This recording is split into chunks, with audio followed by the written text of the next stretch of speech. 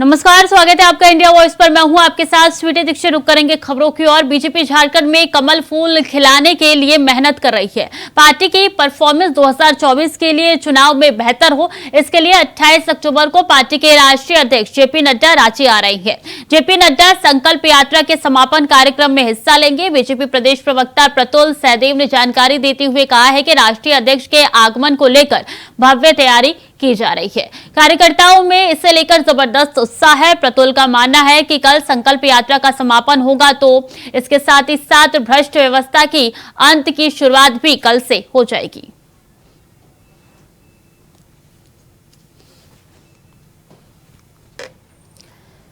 तो जेपी नड्डा रांची पहुंच रहे हैं और ऐसे में संकल्प यात्रा का समापन होगा और इसी के साथ आपको बता दें कि संकल्प यात्रा में शामिल होंगे और समापन ये समारोह है जिसकी तैयारी आपको दिखा रहे हैं कि किस तरीके से तैयारी चल रही है। बीजेपी अध्यक्ष अब संकल्प यात्रा के समारोह कार्यक्रम में पहुंच रही हैं और कल जो है ये पूरा कार्यक्रम का आयोजन किया गया है, यानी कि रविवार को इस कार्यक्रम का आखिरी दिन है। बता दें कि समापन समारोह कार्यक्रम संकल्प यात्रा का झारखंड में रखा गया है और इसी के साथ जेपी नड्डा पहुंचेंगे, कार्यक्रम में शिरकत करेंगे। बता दें कि प्रदेश अध्यक्ष का कहना है कि कल से अब नए उदय सूरज का होगा और ऐसे में जो भी भ्रष्ट सरकार है उसके समापन की तैयारी इसी संकल्प समान समारोह से शुरू हो जाएगी।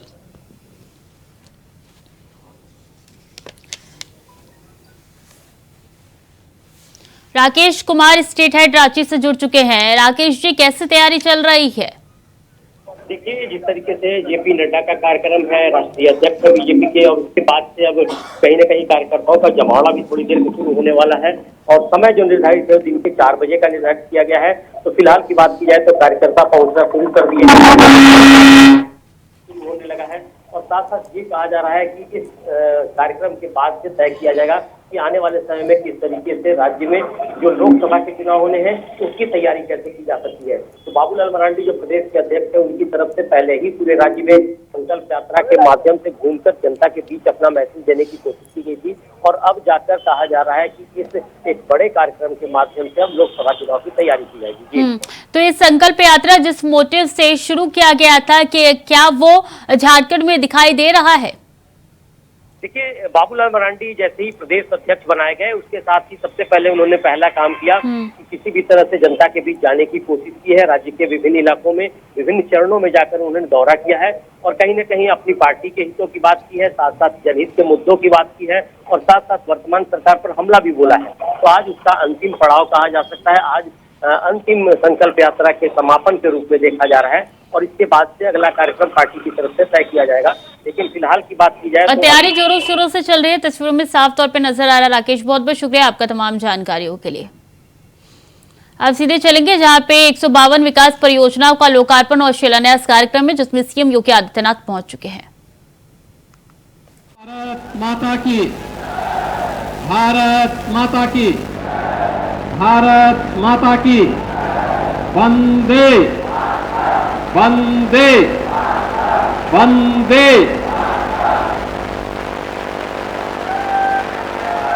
आज के इस अनुसूचित जाति महासम्मेलन में मंच पर उपस्थित उत्तर प्रदेश विधानसभा के माननीय अध्यक्ष माननीय श्री सतीश महाना जी, भारतीय जनता पार्टी के कर्मठ और लोकप्रिय प्रदेश अध्यक्ष चौधरी भूपेंद्र सिंह जी, केंद्रीय मंत्री माननीय भानु प्रताप वर्मा जी, क्षेत्रीय अध्यक्ष भारतीय जनता पार्टी श्री प्रकाश पाल जी, प्रदेश सरकार में मेरे सहयोगी मंत्रीगण श्री नंदगोपाल गुप्ता नंदी जी, श्री राकेश सचान जी, श्री असीम अरुण जी, श्रीमती प्रतिभा शुक्ला जी, श्री अनूप वाल्मीकि जी, माननीय सांसद श्री सत्यदेव पचौड़ी जी, माननीय सांसद श्री देवेंद्र सिंह भोले जी, महापौर श्रीमती प्रमिला पांडे जी, माननीय विधायकगण श्री महेश त्रिवेदी जी, श्री सुरेंद्र मैथानी जी, श्री राहुल बच्चा सोनकर जी, अभिजीत सिंह सांगा जी, श्रीमती नीलिमा कटियार जी, श्रीमती सरोज कुरील जी, श्री अरुण पाठक जी, श्री सलील बिश्नोई जी, श्री अविनाश सिंह चौहान जी और जिला पंचायत। हम सब जानते हैं समाज के मार्गदर्शन के लिए जब भी आवश्यकता पड़ी, ये समाज समरस समाज के रूप में बिना भेदभाव के उत्तर से दक्षिण, पूरब से पश्चिम एक भाव और भंगिमा के साथ कार्य करता रहा है।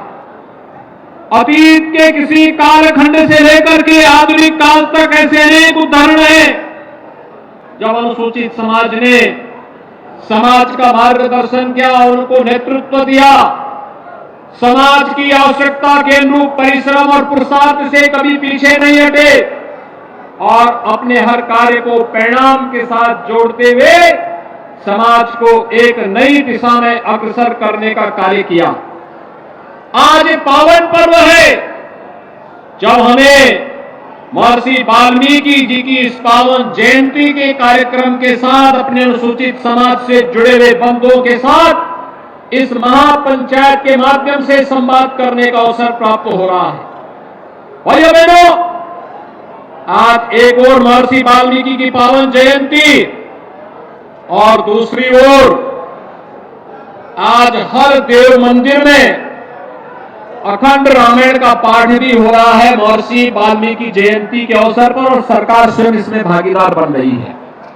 याद करिए, क्या पहले महर्षि वाल्मीकि की जयंती के अवसर पर रामायण का पाठ हो पाता था क्या?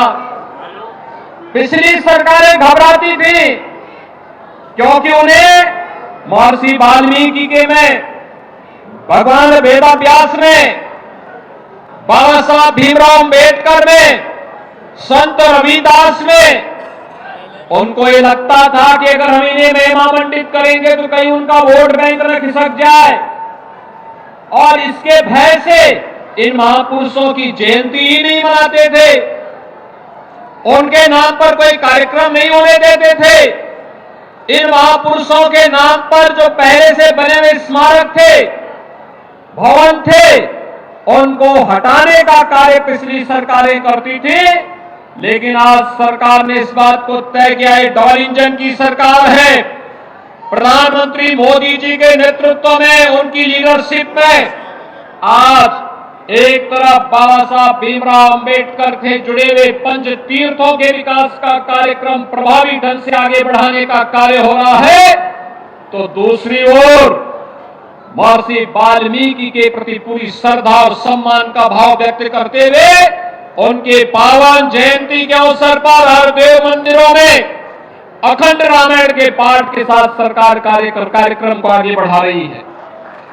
भाइयों बहनों, भगवान राम के चरित्र को दुनिया के सामने लाने का श्रेय अगर किसी एक त्रिकालदर्शी ऋषि को जाता है तो महर्षि वाल्मीकि को जाता है। याद करिए, महर्षि वाल्मीकि, उन्होंने जो रामायण लिखा वही रामायण के अलग अलग संस्करण के रूप में अलग अलग कालखंडों में फिर सामने आई, और आज इसी का परिणाम है अयोध्या में भगवान श्री राम के भव्य मंदिर के निर्माण का मार्ग भी प्रशस्त हो रहा है।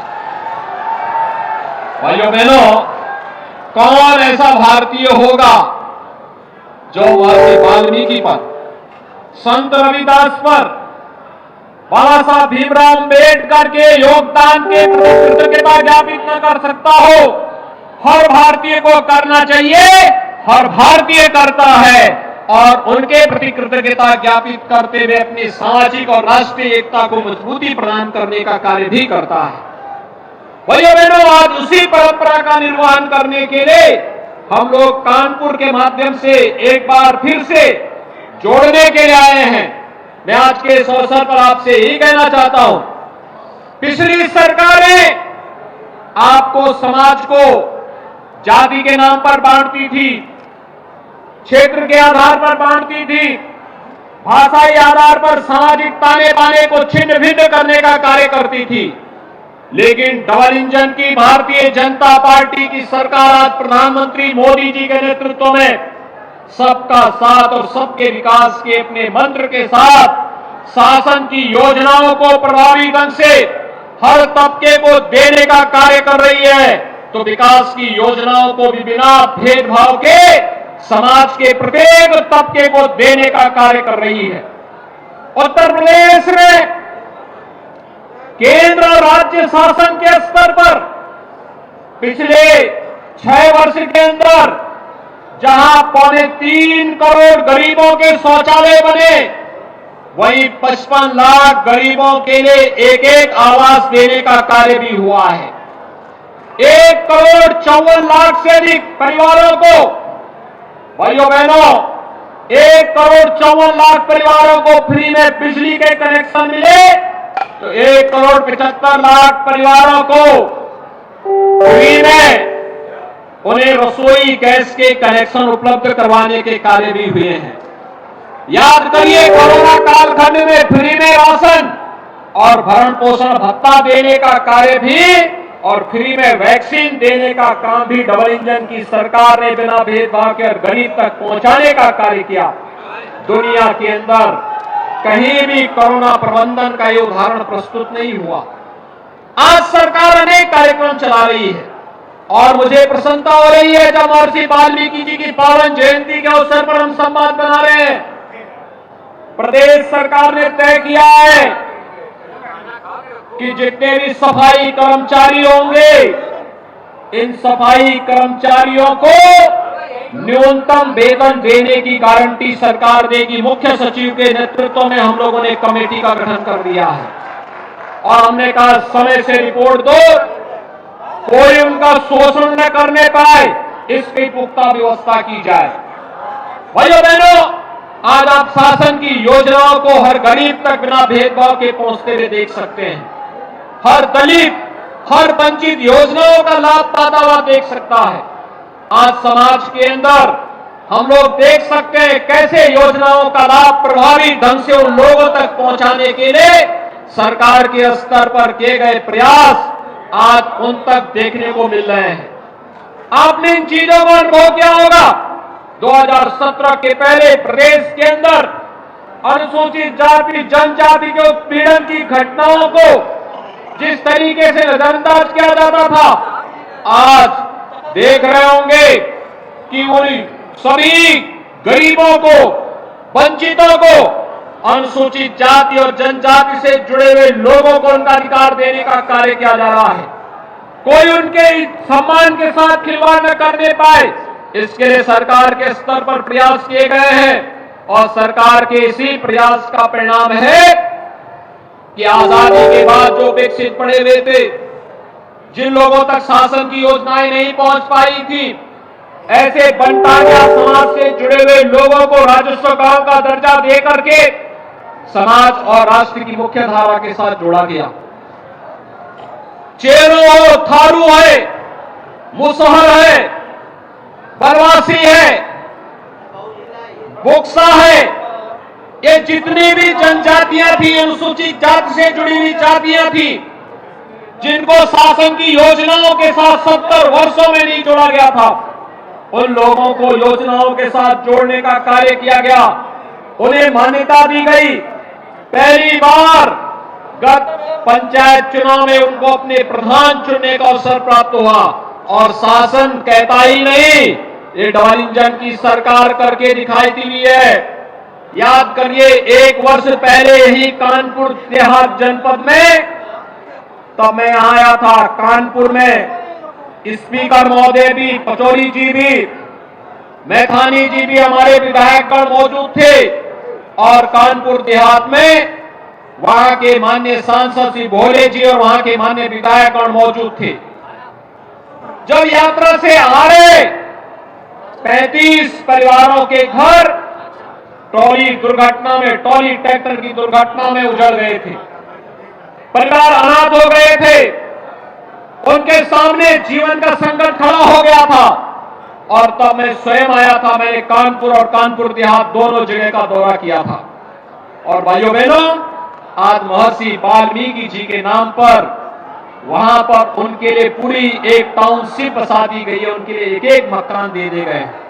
याद करिए, इन गरीबों के लिए जिनका मकान न हो उसके लिए एक मकान मिल जाए सिर ढकने के लिए, वही दुनिया है। एक गरीब जिसके पास अपना शौचालय नहीं, उसको शौचालय मिल जाए, वही उसके लिए दुनिया है। एक नौजवान जिसके पास रोजगार नहीं, अगर उसके हाथ को कार्य मिल जाए, यही उसका सम्मान है, यही उसके लिए दुनिया है। एक बेटी जिसको सुरक्षा चाहिए, उसको सुरक्षा की गारंटी मिल जाए, यही उसके लिए दुनिया है। और भाइयों बहनों, एक वंचित, एक गरीब, एक दलित जो सम्मान जिसको प्राप्त नहीं हो रहा था, अगर उसे शासन और समाज मिलकर के सम्मान के साथ आगे बढ़ने के लिए एक अवसर देता है, तो उसके लिए दुनिया की सारी खुशियां उसको प्राप्त हो जाती हुई दिखाई देती हैं। और आज ये डबल इंजन की सरकार इसी को ध्यान में रख करके अपने कार्यक्रमों को आगे बढ़ाने का कार्य कर रही है। भाइयों बहनों, इन्हीं योजनाओं को लेकर के हम आज आगे बढ़ करके कार्य कर रहे हैं। और इसका लाभ आपने आज देखा होगा, वेदाभ्यास के नाम पर बसाया गया यह टाउनशिप जो 1 वर्ष पहले उजड़ गए थे, उन लोगों को आज फिर से अपने घर प्राप्त हो चुके हैं। उन चेहरों की मुस्कान को देखकर क्या आप अंदाजा लगा सकते हैं कि वे चेहरे भी आज इस बात को मानते हैं कि देखिए, हो सकता है आपदा की चपेट में, किसी एक्सीडेंट की चपेट में उनके परिवार आ गए थे, और सरकार वही जो संकट में आपके साथ खड़ी हो सकती हो। ये डबल इंजन की सरकार संकट में खड़ी होने वाली सरकार है। ये सरकार वो नहीं जो वोट के लिए इस्तेमाल करती हो, उसके बाद भूल जाती हो।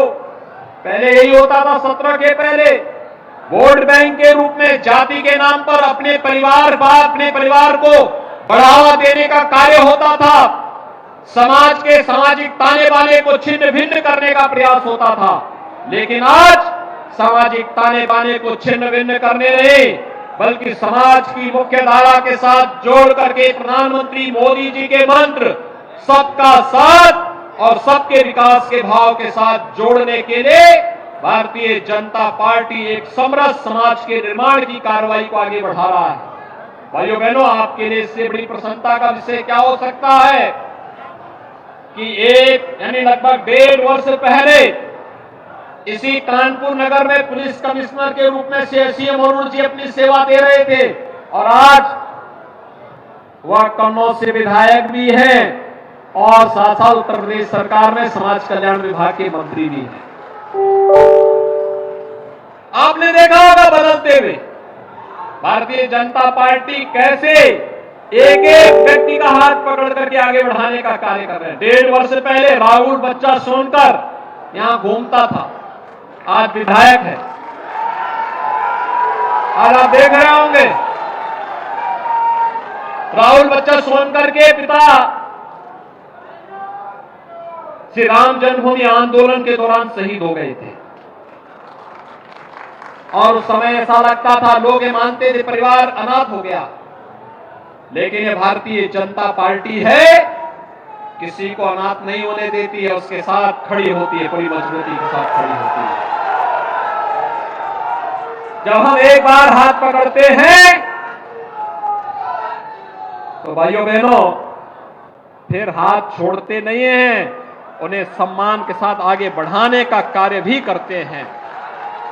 आपने यहां पर इस बात को देखा होगा कि यहां पर हमारी एक मंत्री कोरोना कालखंड में असमय काल कलवित हो गई थी। आज उनकी सुपुत्री श्रीमती स्वप्निल वरुण जिला पंचायत अध्यक्ष के रूप में है और जिला पंचायत अध्यक्ष के रूप में नेतृत्व दे रही है। ये है सबका साथ और सबके विकास का भाव। हम अधूरे रास्ते में नहीं छोड़ते। और यही कारण है कि जब प्रधानमंत्री मोदी जी को गुजरात के मुख्यमंत्री के बाद प्रधानमंत्री पद का अवसर प्राप्त हुआ, उन्होंने एक ही बात कही थी, हमारी सरकार बिना भेदभाव के शासन की योजनाओं का लाभ समाज के हर तबके को देगी। गरीब भी था, गांव भी था, दलित भी था, वंचित भी था, महिलाएं भी थी, युवा भी थे उनके एजेंडे के तहत। और सबसे पहला कार्य किया, बाबा साहब भीमराव अंबेडकर के प्रति सम्मान व्यक्त करते हुए पंच तीर्थों के विकास के लिए कार्य योजना बनाना। भाइयों बहनों, पंच तीर्थ किस रूप में विकसित हो रहे हैं आज ये आप सबके सामने है। बाबा साहब भीमराव अंबेडकर से जुड़े हुए आपने देखा होगा मऊ, जहां जन्म हुआ था, मध्य प्रदेश में भव्य स्मारक बाबा साहब भीमराव अंबेडकर का बना हुआ है। कानपुर से सीएम योगी आदित्यनाथ को सुन रहे थे आप। वो बता रहे थे कि इस तरह से डबल इंजन की सरकार लगातार कार्य कर रही है यूपी में और इसी तरीके से विकास होता रहेगा, महिलाओं को बढ़ावा दिया जाएगा। चलिए खबरों में आगे बढ़ेंगे। जल जीवन मिशन का लाभ प्रदेश के युवाओं को मिल रहा है। मिर्जापुर में भी केंद्र सरकार की इस योजना को जन जन पहुंचाने का काम यूपी की योगी आदित्यनाथ सरकार कर रही है। रिपोर्ट देखिए। जल जीवन मिशन के तहत देश भर में लोगों को पेयजल पहुंचाने के काम हो रहा है। वहीं यूपी में भी योगी सरकार पीएम मोदी के इस विजन को रफ्तार देने का काम कर रही है। सीएम योगी के नेतृत्व में इस योजना को लेकर धरातल पर तेजी से काम हो रहा है, जिस कारण लोगों को योजना का लाभ मिल रहा है। योजना के तहत मिर्जापुर में 9 ग्राम समूह में ये परियोजना चलाई गई, जो अब तक 1634 गाँव में 99% काम हो रहा है और अब तक 588 गांव में जल जीवन मिशन के तहत लोगों को लाभ मिल रहा है। यहाँ पर लगभग जो है वो 1634 राजस्व गांव जो हमारे हैं, उनमें 3,49,966 घरों में हर घर नल का कनेक्शन किया गया है। और इन 1634 गाँव में हमारी जो functional house hold tap connection है वो हम लोग लगभग 99% पूरे कर चुके हैं। और इनमें से 500 गाँवों में हमने जलापूर्ति भी प्रारंभ कर दी है। शेष गाँवों में भी शीघ्र ही जलापूर्ति भी प्रारंभ हो जाएगी। योजना का लाभ मिलने से लाभार्थी गदगद हैं और सरकार का आभार जता रहे हैं। सब बहुत अच्छा मिलता है, बहुत बढ़िया है। हाँ, ये जल भी अच्छा है। अच्छा, जब से नल लगा है आपके जीवन में क्या बदलाव आया? हाँ साहब, बहुत शरीर के स्वास्थ्य के लिए, मतलब पेट के लाद के गर्मी शरीर के और सब कुछ ये अच्छा है। हाँ। सीएम योगी की लोक सेवा का फायदा आज प्रदेश के हर एक व्यक्ति को मिल रहा है। उत्तर प्रदेश के हर एक घर तक योजना का लाभ पहुंच रहा है, जिससे प्रदेश में शुद्ध पेयजल की बयार बह रही है और लोग पीएम मोदी और सीएम योगी का गुणगान कर रहे हैं। Bureau report, India voice. तो फिलहाल के लिए बुलेटिन में इतना ही। खबरें लगातार जारी है, देखते रहिए इंडिया वॉइस।